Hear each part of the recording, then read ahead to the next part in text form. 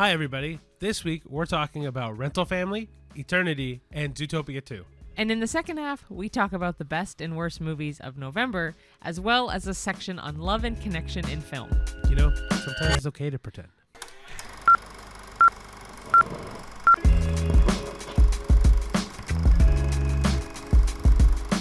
Hello, everyone. Hey, everybody. And welcome to another episode of the A-List Admission. Yes, this is a new one.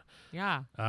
So, if you've never seen an episode of the A-List Admission, welcome, first and foremost. But my name's Ricardo. And mine is Cheyenne. And this podcast is all about the casual viewings of new releases, so that way you know what to watch when the movies come out for cheap night Tuesdays, or honestly, if you're like a parent and need to decide what movie to watch and you have to hire a babysitter, or movies are expensive, so you don't want to spend money on a bad movie, we got you. Yeah, we'll give you at least our opinion on it. Yeah, and then we say casual because we're not the ones to go, oh, the lighting in this scene is so good because it frames. Honestly, we just like movies. So we just talk about movies in layman's terms, in very generic ways, so that way everyone can watch it properly. Yeah. Cool. All right. So the first part usually is our personal news. So yeah, first one would be Black Friday. So I do work in retail, so Black Friday is very big in Canada now. When I grew up, it definitely wasn't, because it is an American shopping holiday. Yes. But yeah, I work at a retail store that is very busy on Black Friday, and I am very tired, so I apologize if I'm not super peppy and spunky. I am pretty exhausted. We are filming this actually on Black Friday also. Yeah. So I had a very long day, a very fun day, but very, very long day. In one shift at my work, I did 16,000 steps, actually. That's just crazy. Beginning and end of my shift was that many steps. So yeah, it was a long day, but it was fun. I don't know. I know it doesn't sound it. Again, it's because I'm tired. Fair enough. We didn't have Black Friday in Canada, honestly, for the longest time. And then it just kind of popped off one year, and ever since then we've had Black Friday. But the big day for us is Boxing Day usually.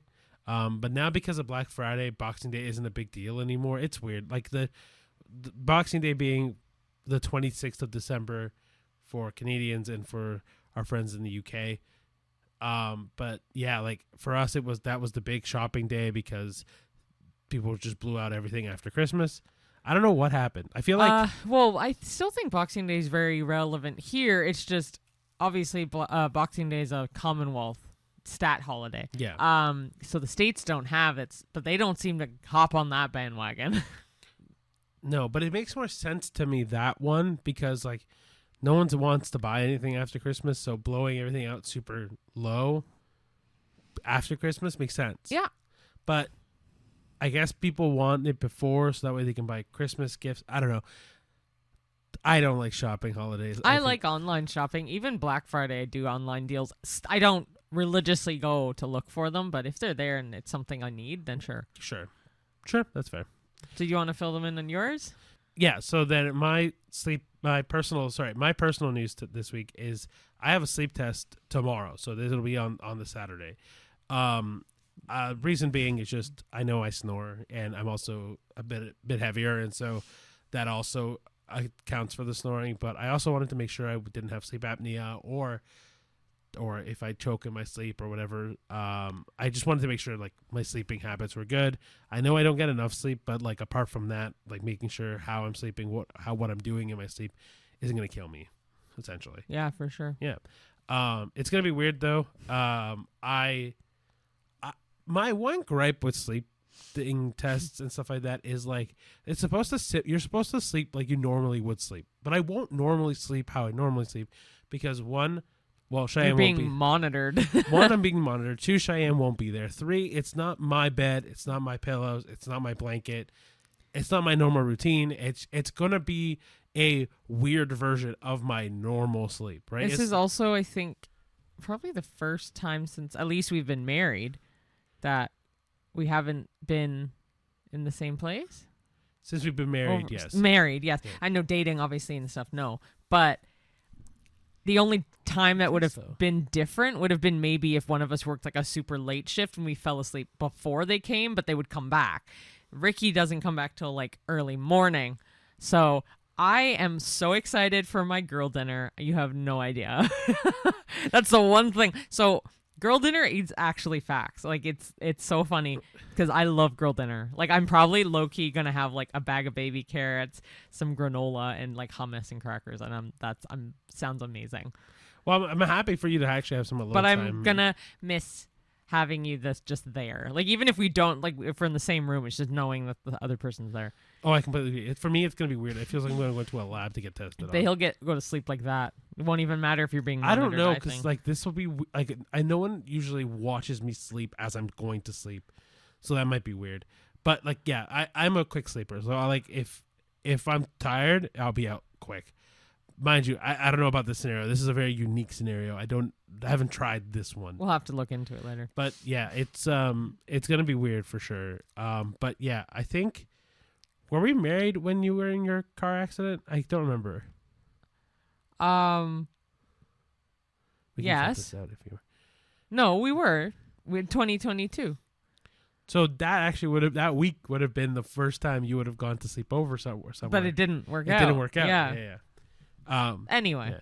And then the last bit of, it's not really personal news. It's just a weird thing I've heard recently that I wanted to bring up because we talked about Wicked for Good last week. I guess this will slide us into the movie news or the movie news after. But so, and it's really funny. So people have been watching Wicked for Good, and spoiler alert, because I'm going to spoil one part of both the musical and the movie. So spoiler alert, big time, last minute, blah, blah, blah. Okay, so near the end of the movie, you get to see Fiero's face as the Scarecrow. People have been saying, and now after I've seen it again, it's definitely true. What? That Fiero as a Scarecrow looks like Ryan Reynolds. Not at all. He does. No, I've seen He does. it. Okay, I completely disagree. That's fine. It's so accurate. It's not even funny. Like it's weird. No, I don't agree with that at all. That's fine, but that's fine. The majority of the internet is saying this is a thing. I've never heard of this theory at all. I've heard about it multiple times already. So, I mean, the more you know. I don't agree with it, but that's fine. But yeah, take a look. Let us know what you think. But it's kind of weird. That is definitely not personal news. It's not, but I didn't know where else to shove it in this. That's fair. Not really movie news. Yeah, I mean, it is. You're tied to Wicked. Kind of, but it's not really news. It's like a weird thing, right? I think I know. A lot of our movie news is kind of like, I don't know, not on the nose, I guess. No, but like all of our movie news is pretty much like, hey, this site has reported this. This news outlet reported it. This is just like a weird thing that circulated the internet. So anyway, we'll go into our proper movie news now. Do you want to start or do you want me to start? Sure. First one is we had previously talked about a movie that Pixar is coming out with called Gatto, which is an Italian cat movie. Anyway, they're actually announcing that Disney is returning to hand-painted animation for this movie, which I am so excited for, because they stopped it after The Princess and the Frog because it tanked so bad. So anyway, this is from Puberty on Instagram, but again, Disney and Pixar are going to go back to a more classic look. It's directed by the filmmaker who did Luca, who's Enrico Casarosa, which I love his name. But anyway, it uses a hand-painted style blended with the usual like CGI that Pixar has. So it gives it a more textured, illustrative look and feel than some of their past releases that they've done. If you don't remember what the movie's about, it's set in Venice, and it follows Gatto, who is a feline lead, follows him or her through canals, alleyways, and nighttime streets, with the city almost acting as a character of its own. The movie is expected to come out in 2027, and again, it already has like a lot of attention because the cat is the center character and the art style. So I'm very excited to see another hand-painted animation movie by Disney. Yeah, I think it's going to be a big, like, true to form kind of thing. And Disney has succeeded so well in hand-painted animation. Ever since they've just kind of jumped the wagon to the 3D animation, I feel like it's definitely lost something. And so it'd be nice to kind of go back to that, like, roots kind of feel. So the next one on our movie news thing from Screen Thrill is that Tom Cruise has received his very first Oscar. He has won an honorary Oscar at the 2025 Governors Awards. I don't know what for, though. Do you know what for? For him.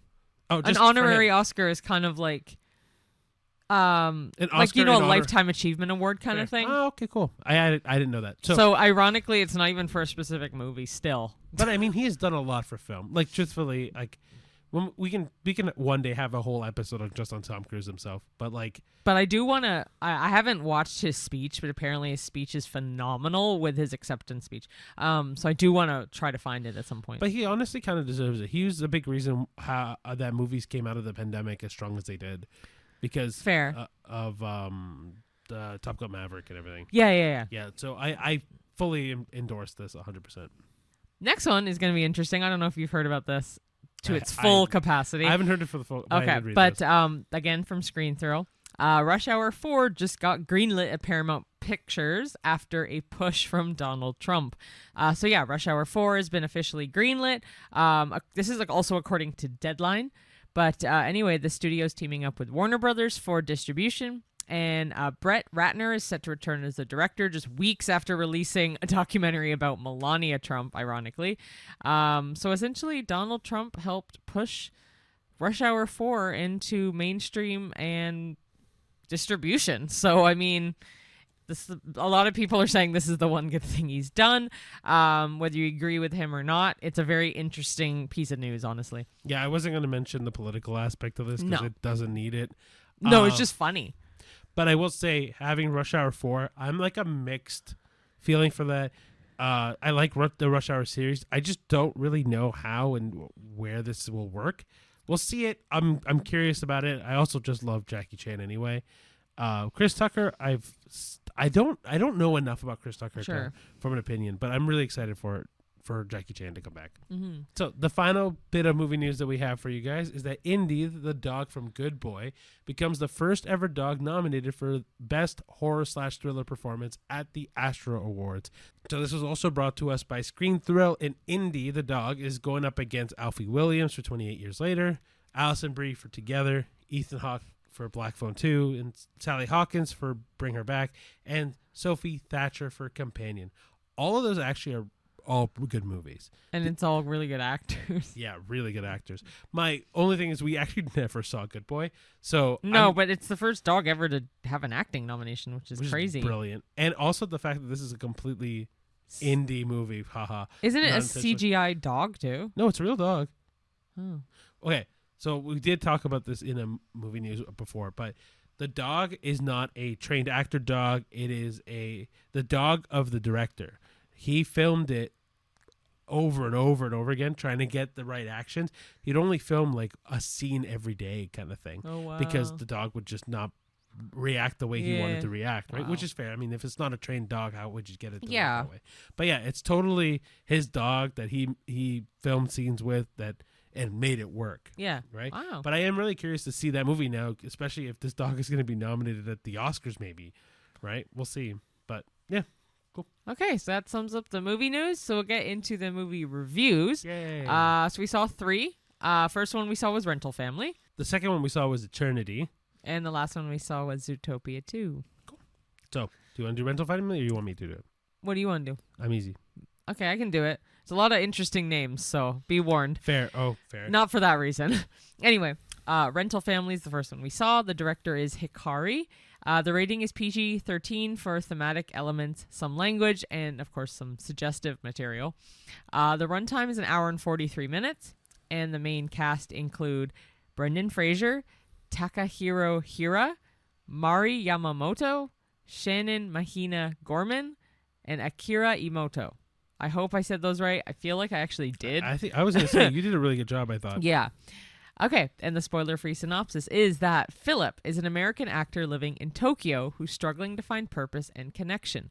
Needing money and perhaps meaning, Philip takes on a job at a rental family agency, which is a real-life type of service in Japan where people are hired to act as stand-in family members, friends, or companions for clients who yearn for relationships they don't have. As he begins filling these roles, sometimes as a father figure, sometimes someone transient in a client's life, Philip gradually starts forming real emotional bonds. What begins as acting becomes complicated. Boundaries blur, and he's forced to question what it means to belong somewhere, and whether a fake family can sometimes feel like the real deal. Cool. So, what did you think of Rental Family? I really liked it. I knew it was going to be heartwarming, and it definitely was exactly what I thought it was going to be. But I was very pleased with it, and we both are huge fans of Brendan Fraser, and I'm so happy he's making his comeback. Long overdue. And I think it was a brilliant movie. It was a very interesting take, knowing that it is an actual thing, the rental family agencies. I thought it was very good. How about you? I loved it. I think it was phenomenal in every kind of way. Like Brendan Fraser, like Cheyenne said, the fact that he's coming back into his own now is like primo. Like I'm really happy that he's really come back as a star as he was. I think to be honest with you, the acting that he's done in The Whale and in this movie that we haven't seen The Whale, but like the clips I've seen of The Whale and this movie, to me, I feel like this is the best version of Brendan Fraser we've ever gotten. Yeah. I don't get me wrong, I love The Mummy and George of the Jungle and everything else he's been in, but like this to me feels so refined and so purposeful, and you can tell. Like I've seen interviews with him as he talks about his experience with people, and even his relationship with his son. It is so purposeful with every acting choice he's done now, and how every movie seems so intent on expanding the human connection in a bigger and better way. This movie does that 100%. Like this movie is so good for looking at the human element of relationships and this service, how good this service could be. It's just honestly, truthfully, it's so good. It made me cry. It made me smile. It made me laugh. It made me so inspired. It's one of those movies where like this is gonna get a high rating from me because this is a movie I would absolutely watch again 100 times over. Wow, all of them I thought were highly rated. Overall, I agree. Yeah, this week we had a very good list of movies. Yeah. So what are you rating it? An 8. Ooh. I think I'm gonna be about the same. I'm kind of just battling between 8, 8.5, and 9. Like I'm in that range, like an 8 to 9. I have my ratings for all 3 already. So. No, that's fair. I'm very much on feel. I think I'm going to go an 8 as well. I'm but surprised. There is an actually. argument to this where I can absolutely get convinced to rate it a 9. Then do a 9. No, but I don't. I think I'm going to rate it an 8 because there is some things about this that I also was like, okay, we can probably move a little bit forward. But Okay. like, I don't know. I like the cast was really good. I think the acting was really good. I think the story is so heartwarming, and it's. I think that maybe the one thing that hurts it, maybe in a very small way, is that it is kind of. There are moments where I'm like, okay, we don't need to talk this much about certain things. Like, not that it's anything bad. It's just like maybe just a little long-winded. But maybe I think that might be a personal thing where I'm like, I don't like movies that are super long-winded on stuff. But I honestly, I think this movie is phenomenal. It might end up in my top 10 for the end of the year. Top 10, maybe. Yeah. Yeah. No, I really like that. Good. So the second movie we watched was Eternity. The director is David Frayne. The rating was PG-13, and the runtime is 1 hour and 54 minutes. And the main cast is Elizabeth Olsen, Miles Teller, Callum Turner, Divine Joy Randolph, John Early, and Olga Moretz. And the spoiler-free synopsis is, the afterlife isn't a final resting place. It's kind of a cosmic waiting room where souls get exactly 1 week to decide how and with whom they want to spend eternity. Joan finds herself in this limbo after death. There, she's confronted with a heart-wrenching choice to spend eternity with her longtime husband, Larry, the man who she spent most of her life with, or with Luke, her first love, a soulmate who died young and has waited decades for her in the afterlife. As Joan navigates this surreal junction between life and eternity, complete with whimsical afterlife coordinators, existential weight, and emotional turmoil, the film becomes a romantic fantasy that asks big questions about love, memory, loyalty, and what it really means to choose your forever. So what did you think of Eternity? I think it was a really good rom-com. Yeah. This has a higher rating than Rental Family for me. Really? Oh, yeah. I loved it. I thought it was great. I thought it was really, really good. And I like enjoyed. That's the thing. I enjoyed all of them kind of the same.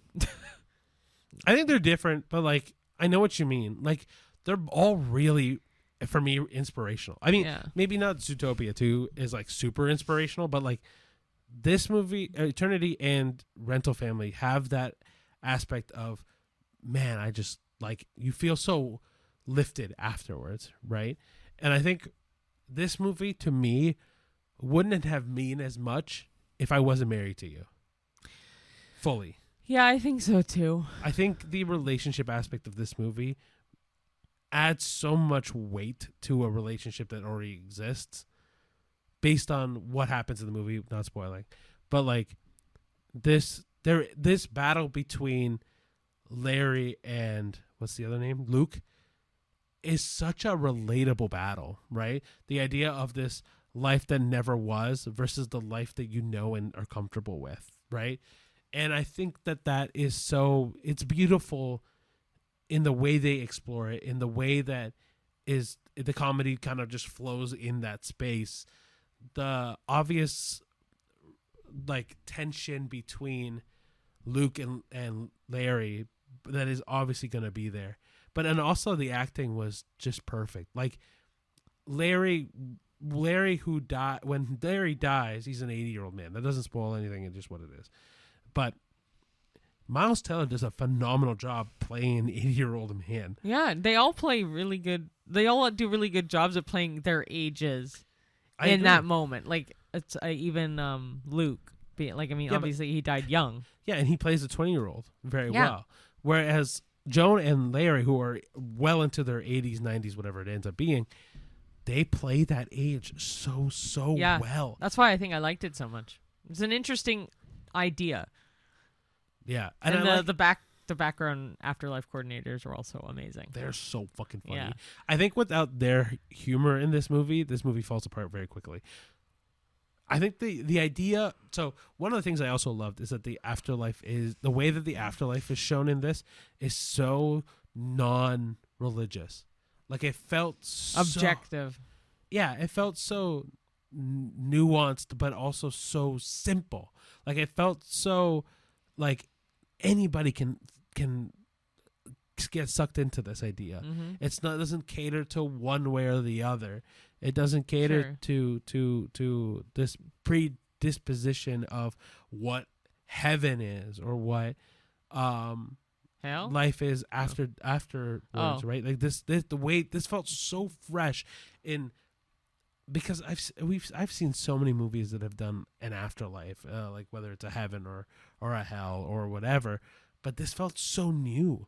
Like I've never seen this version of an afterlife before, and it was so well done. Mm-hmm. Like this immediately, and like I think when we were in the theater right afterwards, we heard people asking questions. Oh, like if this was your life, what would you do? Mm-hmm. What would you do? It leaves you talking. Oh, so good. Mm. And the twist at the end is good, and then it twists again, and then it twists again. Mm-hmm. That's a movie that keeps you on your toes. Yeah, because you don't really know what to expect. Yeah. Oh, definitely. Yeah. Oh, I really like this movie. Yeah, I think you're right. I think I do like this movie more than I liked. What do you give it then? I think this is a 9 for me. Oh, I was gonna say 8.5. Like no, I think because of my relationship with you, I upped it to an 8.5 because of that, not a 9. No, so this is a 9 for me. Okay. Because especially for a rom-com to do this, mean this much to me, mm-hmm. also has to get an upgrade in that. It has obviously rom-com, but it does have the drama bits that you need too when you need it in a movie. You know what I mean? And I think that's it. Like for me, it was like, oh, I obviously because me and Cheyenne are married, that obviously holds so much weight to this movie. But also, truly, I think the fact that a rom-com this year, rom-coms have done really well for us this year, but like this rom-com being so good, when I've had this predisposition of immediately hating rom-coms, is so telling for me. Mm-hmm. And I have to rate it so much higher because of that. Mm-hmm. Right? Like if I hated horror movies, but I liked a horror movie, immediately gets bumped up higher for me because it exceeded my expectations. Yeah. I'll shut up. No, I agree. I don't know. I really like this movie. It's got to be a 9 for me in my head. I would definitely rewatch this movie good. for sure. This is the movie I would recommend people who like rom-coms. Oh, for a yeah. modern rom-com. Yeah. Yeah, definitely. 100%. Yeah, 100% for sure. All right, you're next. Also, I should say, though, I don't remember what I gave Regretting You, if I gave it a 9 or an 8.5. I feel like I did one of the two. I'd match it with whatever that was, I think.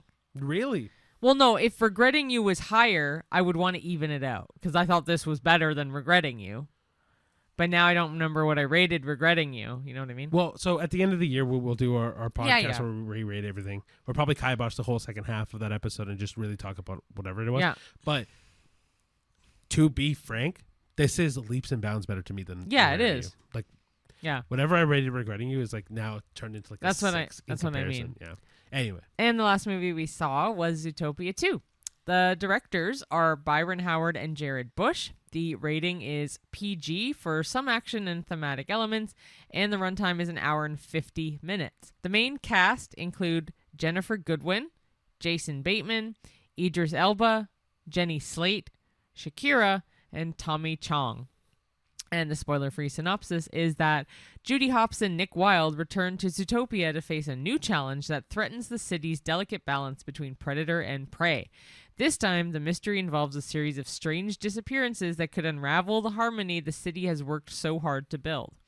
As the duo investigates, they meet new allies and confront both old foes and surprising truths about their own pasts. The story balances humor, heart, and clever social commentary, continuing to explore themes of friendship, justice, and the challenges of living in a diverse community. So what did you think of Zootopia 2? I really liked it. Again, we're like we said at the beginning that all three movies did a really good job.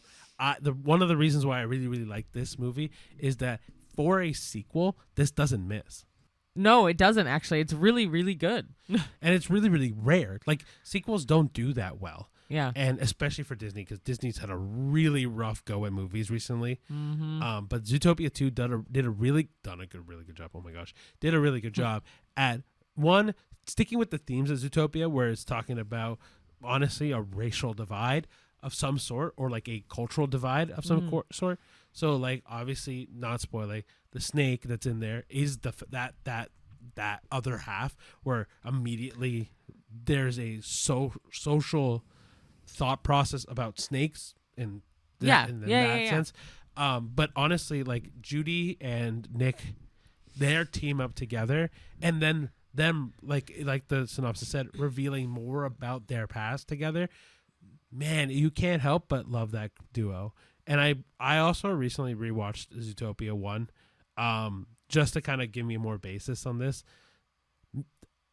That relationship is so pure, and to give it more ground to stand on, and to make them honestly so much closer is incredible to me. Mm-hmm. I really like this universe. The idea that you can tell these very complex ideas in a very simple, kid-friendly way to digest 100%. Brilliant to me.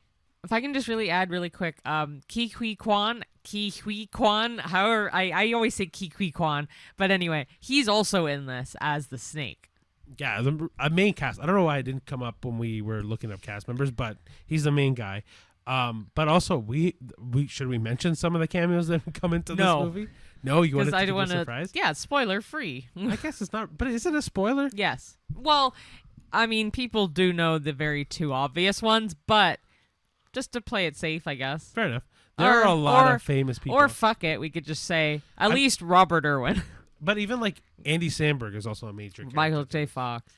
But I'm a huge fan of the Irwin family. Loved Steve Irwin as Crocodile Hunter. Rest in peace.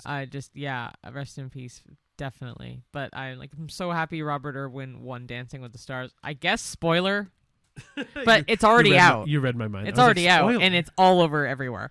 So too bad. But I'm just like so happy he won. I'm so happy they're all thriving and stuff. So it was really nice to see him. And then I don't remember seeing Michael J. the Fox in it. Yeah, he was in it. He was in jail. Very brief. Oh, it was him. Okay. Yeah. Anyway. But even like Quinta Bronson was in it. And who's that? She's from Abbott Elementary. Oh. That's the main thing she's in. But then for your wrestling fans, Roman Reigns and CM Punk are in it as the Zebras, yeah. Oh my gosh. Anyway, and then we said Idris Elba already, but yeah, like there's a big cast. If you want to go look at all the extra cast members, go nuts. But what is your rating for this movie? I would give this a 7.5. It's not as good as the other two movies. Yeah. Yeah, 7.5 I'll give you. Yeah. It's very close. Yeah. Yeah, I'll give you 7.5. 7.5. Okay, so then our highest rated one is Eternity, and I personally think all three are worth seeing, to be quite honest with you. It's hard to pick one. Truthfully, yeah. I think the only thing that dictates it is your mood / who you're going with. Definitely your mood, and yeah, definitely, with or without kids, I recommend Zootopia 2. Yes. But if you have kids, Zootopia 2. Mind you, if you go without kids, I would say, like, it really depends. Like, if you're... It also depends on if you're in the mood for, like, I don't want to say a foreign language film, but it is obviously very heavy with Japanese subtitles and English subtitles in Rental Family. So if that is not your forte or is not what you're in the mood for, then try one of the other two. Eternity's great. Even if you don't like rom-coms, I think it's an interesting take on Eternity. You've got a good range of movies for any kind of situation minus horror. Yeah. Like, but I really do think you can't go wrong. Like, you can't go wrong at all. Okay. Cool. Awesome. So let's chug right along to the second half. And the first part is the best and worst of November. So we actually saw a lot of movies in November. I'm going to count them really quick. 1 second. So we saw 14 movies. One of them was on Netflix, but it was a theater release. During this time anyway. Yeah. So we're counting it. Yeah. All right. So back and forth. Do you want me to start or you want to go? Doesn't matter. You start. All right. So the first movie we saw was Begonia. Predator Badlands. Christie. Die My Love. Nuremberg. The Running Man. Now You See Me, Now You Don't. Keeper. Frankenstein. Wicked for Good. Sisu, Road to Revenge. Rental Family. Eternity. And Zootopia 2. So, we'll do So, we'll do it this way. So, we'll tell you the worst and least worst. Oh my gosh. We'll tell you the worst and the best of our Letterboxd first. Yeah, so if you don't follow us on Letterboxd, it's at the A-List Pod. We update it in the moment after we do our proper flops. So it's fully updated with everything we see and the days we see it and all that fun stuff. Yep, and then the QR code will be up on the screen right now. But the worst on here is Die My Love. Which... Well, then the best on here... is a tie.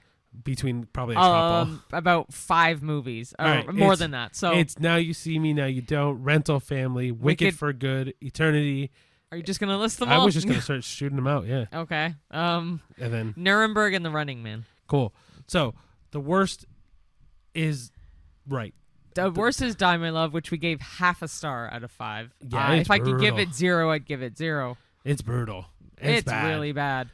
It is really bad. Sisu, Road to Revenge is also really close for me. Die My Love's worse. And a couple people that I know that are mothers said they may take it differently. And I'm like, that's very fair. You may actually love it because you resonate with it. I don't. It really sucked. It wasn't a good movie. There was no story, essentially, is what we think. But yeah, so the best.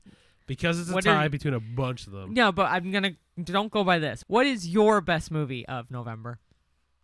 Gut feeling? Yeah. Because mine, I don't think is rated the highest on here. I know. I'm looking at all of them again. Sorry, guys. This is rough, man. This is a tough one. All right, I got mine. What is it? I think I'm going Eternity. Really? Yeah. So I'm stuck between 3. I'll tell you the 3. Go for it. Now You See Me, Now You Don't. Yep. Eternity. Yep. And Predator Badlands. Okay. Which I really liked. So honestly, I'm going to go with Predator Badlands. Really? It hooked me in the entire time. Like I didn't want to check what time it was or anything like that. I really enjoyed it. I would easily see most of these movies again. Actually, any of the movies we rated high, I would see again, no questions asked. I completely agree. I actually really completely agree. Even the 3.5. So Predator Badlands, we actually gave a 3.5 out of 5 on here. I just really liked it. But Christie, we gave a 3.5. That was an excellent movie. Zootopia, we rated 3.5. Yeah. That's it. Yeah. But and then even Keeper, we rated 2.5. I mean, I'd watch it again to kind of get a gist of it. Wouldn't. That movie's Okay. not that great. But aside from that, there was a lot of decently good movies in November. Majority, I think, rules in best instead of worst for November. So 100%. honestly, anything you see this month will probably be a win. This past month. Yeah. Yeah. But I mean, go see movies. That's all I can tell you. Just go see the movies. Don't do it. Yeah. Okay, so just to recap, the best movie for you is Eternity. For me is Predator Badlands. And the worst movie for both of us, Die My Love. Amen. No Okay, so we'll continue our second half. We're going to go into some connection in unconventional spaces. So we did talk a bit about, obviously, Eternity and Rental Family. Yep. They're two very different films, which they kind of talk about family, they talk about grief, and the challenges of staying connected. But what about these kind of relationships that aren't exactly traditional? This is where those two movies come in. They're two very different films exploring how humans seek connection, belonging, and love in unconventional ways. Mm-hmm. So, first, it's the search for connection. In Rental Family, Philip becomes a part of other people's lives temporarily, yet the emotional stakes feel so real. How does performing love and familiar roles reveal the human need to belong? How does performing love reveal the need to belong? I mean, if you're lonely, you want something out of life, you want a companion, you want an emotion, you want to feel something. So right? I'm going to use an example that is not in the movie because the movie has really good examples of this. But let's say Philip is he volunteers he gets hired to be part of a sports team, right? The human need for connection of being part of a team, being part of something that's bigger than just the individual, right? And revealing the parts of the other people that are involved that is in need of someone else, right? Mm-hmm. So in all of these situations in the movie, it just reveals how much the human, there is a need for wanting another person to share experiences with, right? And Philip and Rental Family show that so well. Even the twist shows that well. I'm not spoiling it. I'm truly not. But this movie does a great job at showing the human element of every relationship and how much there's a human need for wanting to connect with other people. Yeah. Yeah, it's so good. And then in Eternity, Joan navigates the afterlife, forced to choose between two loves. This kind of highlights that even beyond death, emotional bonds define who we are. And this is shown in that movie perfectly, right? In Eternity, the fact that Joan, Luke, and Larry all hold on to the relationship in the real world that so much carries over to the comfortability and the nuance of the afterlife and what that could imply in the world of the afterlife. Yeah. And even the bonds between the coordinators and these real people and what that means in the larger scheme of things.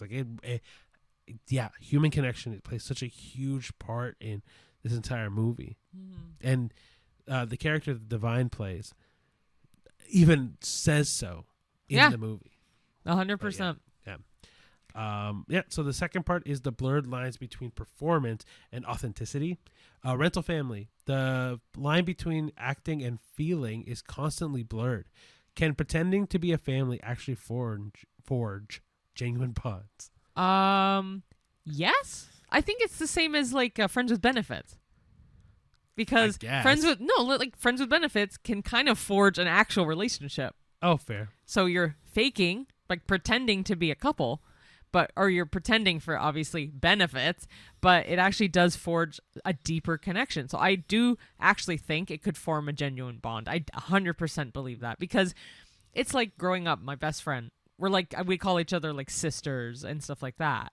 It is a genuine bond and it feels like a sister. We don't always talk every day. She's busy. I'm busy. She has family. I have family. But we forged a genuine bond over 15 years or 16 years probably. So So I do think it's not pretending, but it is in a sense, because you're like, oh, I love you like a sister, like, hey, sister, kind of thing. And I do think it does forge a genuine bond. I mean, I completely agree. And the movie Rental Family shows that very well, with Philip interjecting into situations that at first there's a feeling of, well, what am I doing?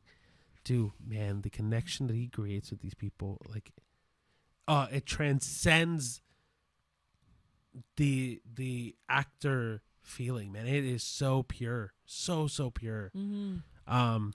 And then in Eternity, choosing your afterlife partner is essentially a decision game, but the feelings are real. So does the fantasy of eternal choice make love more meaningful or more complicated? In the context of the movie, it makes it more complicated. I think it's both. I think it makes it more complicated because they comedically make it more complicated. But that's what I'm saying. Like, in the context of the movie, yes. Yeah, but like, in general, the fantasy of eternal choice, I think it's both. I do think it's more meaningful because you then have to go through your choices that you've made with said person over the years, 100%. or the like your final choice. Like, who would you pick? Not pick always, pick never. Like, do you know what I mean? Like, 100%. I do think it would make it probably more meaningful. I think it definitely makes it more meaningful, but like in our situation, knowing that I get to spend eternity with you in whatever situation we decide makes that so meaningful. I'm trying not to spoil the movie, which is why I'm saying it like, very vaguely. But like the complicated nature of the movie, where Joan has two people that she at one point wanted to spend her entire life with. Well, yeah, she did want to with Luke, and then obviously she passed early. So then she thought it was Larry for eternity. Right. So like I don't blame her for it being complicated. But it also is complicated because of how meaningful it is. Right? Oh, 100%. Like, if it wasn't meaningful, it's not complicated. She can just pick, right? But so I fully understand how the meaningfulness of the situation is. And the last and final discussion point will be about emotional stakes and consequences. So both films explore high-stakes emotional decisions. Philip's actions impact real clients' lives, and Joan's choice determines eternity. Oh my gosh. What a loaded sentence. Mm-hmm. The discussion is then, how do stakes, temporary or eternal, intensify the emotional journey in storytelling? Oh. Man, before we get to this, Joan's choice determines eternity sounds so heavy. Yeah, exactly. So how do the stakes intensify? Immensely. Because Philip's actions do impact real clients' lives, but at the end of the day, they could probably eventually move on. In eternity, Joan has moved on. They've all moved on because they're all dead. So it is eternal at that instance, and I think it intensifies it more in this instance because it is a final choice, whereas in Rental Family, it is a temporary choice. Like, he's temporarily appeasing people, and sure, their lives are affected, but as you know from the trailer, one of them involves a child. That child's maybe young enough where she'll outgrow it, or it impacts her to the opposite degree, you know? I was going to say, they're temporary choices, but they're permanent consequences. Mm-hmm. Like, without spoiling the child one, they do have very permanent implications. And then, even ones where, like the idea that I had about the team thing can create such a permanent memory that holds on to you forever, right? Like sports game, let's say it's hockey, for example. Philip joins a hockey team, and they win a championship together. Mm-hmm. You're telling me no one on that team is not going to remember that anymore? True. Like, you know what I mean? Like, don't get me wrong, eternity has, like, very outward, obvious, eternal consequences. But, like, Rental Family and Eternity both have things that will impact those people for the rest of their lives. Mm-hmm.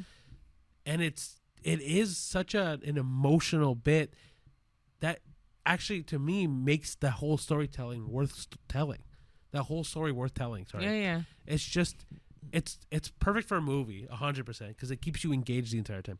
But, like, for the human aspect of it, like, oh my gosh, for me, like that like, so for me, my life being that I like helping people, like this gave me so much more fuel to do that.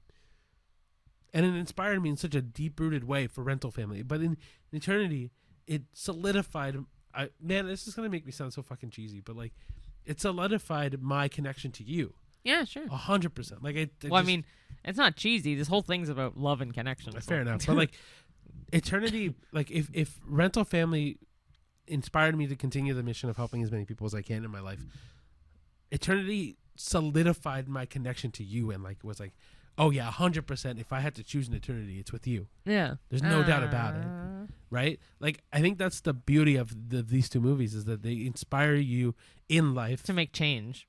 But they inspire you in life to do good, and then it inspires me in life to look at the things that I have and how fucking great I have things, right? Even though, like there's a lot of negativity in the world, but like both of these movies inspire the positive sides of life. And it's you cried, I think, for both. Oh, sobbed for both. Yeah, sensitive slob. Oh, it was so good though. It was both highly recommended. Yeah. All right, so now we'll go into the final part of our episode, which is always our Did We Know? This week, love and connection. So, do you want to start with the first one, or do you want me to go Sure, first? I can do it. Okay, go for it. First one's for Rental Family. So Brendan Fraser actually learned basic Japanese phrases for the role to make his characters' interactions with clients feel authentic. Did we know?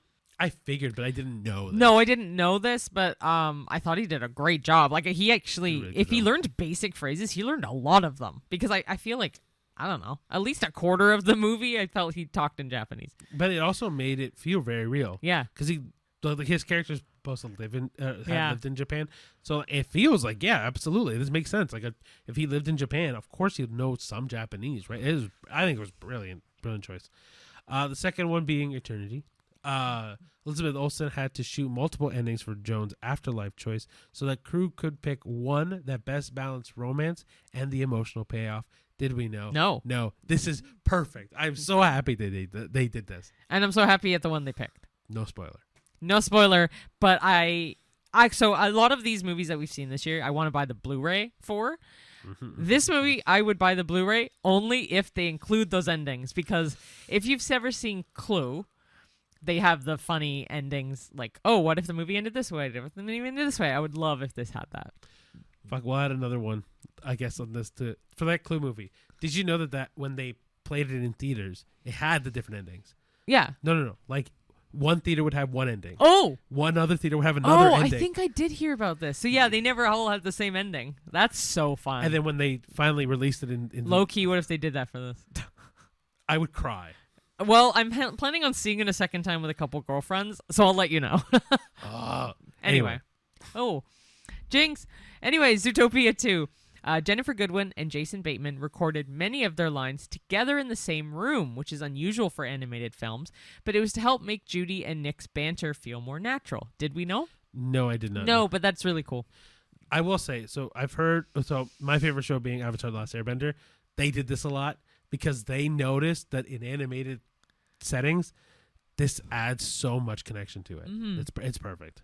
That's cool. Number 4 is Shelby Oaks. The filmmakers built a miniature version of the town for certain shots to give the documentary-style scenes a realistic, eerie scale. Did we know? No. No. But no. I wonder if rewatching it, I would have noticed if they were a mini version, you know? Yeah, you would think you would know, right? Because, like, same with, like, Coraline and stuff. A lot of that was mini. But I didn't really register that it was, you know what I mean? But that's different because that was animated, so it was easy, easy to hide the style. No, but I'm saying know, easy the fact that this all is real life is hard to. How would you get that? I know. Oh, yeah, last and final is Hereditary. Toni Collette reportedly improvised some of the iconic emotional reactions in the dinner scene, making the horror feel even more raw and authentic. Did we know? No. I also haven't seen this in a long time, so I don't really remember the dinner scene that well, but it doesn't surprise me at the same time. It surprised me that the fact that, because I don't remember it feeling like improvised at all. So it just, the fact that it was improvised is well done. It also it is like a kudos to Toni Collette for doing such a bang up job for 100%. not feeling very improv-y. Mm-hmm. Like, well done, honestly. Yeah. I'm impressed. All right, guys, that wraps up our episode. Thank you so much for watching. If you want to listen to the podcast, we're on Spotify, Apple Podcasts, iHeartRadio, or wherever you get your podcast. If you want to watch the podcast, it's on YouTube or Spotify. Apologize. If you want to do the short form content, it's going to be on Instagram, YouTube, or TikTok. But you can catch us on all of our social media, which is Letterboxd, TikTok, YouTube, Facebook, Threads, Twitter, Instagram. I'm blanking. That was good. Spotify, did you say? Well, and YouTube? yeah, fair, Well, might as well worth repeating. all the social medias, except for Tumblr, because no one uses Tumblr anymore. Or MySpace. Is that even active now? Pinterest. No, we don't have one. Don't do that. That would be such a mess to figure out. Anyway, but just remember, these are all our opinions. So if you have any questions or you have any debates about what we like as our movies, for example, for whatever reason, people hate Predator Badlands. Don't know why. Hate it. Come at me. Like, I'm ready. I have my own reasons I like it, and if you don't like it, that's totally okay, but I'd like to get to know your reasonings. So leave us a comment in below, whether it's on YouTube, on Spotify, or wherever, TikTok, whatever. Yeah. Give us a rating on our Spotify, or subscribe, or ring the notification, or click the notification bell, do all the things on all of our social medias. Interact. People, we want to hear from you. We want to see from you. Damn it. Write your favorite movie so we can maybe do a review of that in the future. Yeah, we want to bring back fan flicks. But we're really bad for that. But we will actually do it. Well, yeah, we will if we get more options of people's movies that you want to watch. Yeah, exactly. So anyway, guys, thank you so much for watching, and I'll see you at the movies. See you there. Bye. Bye. Bye.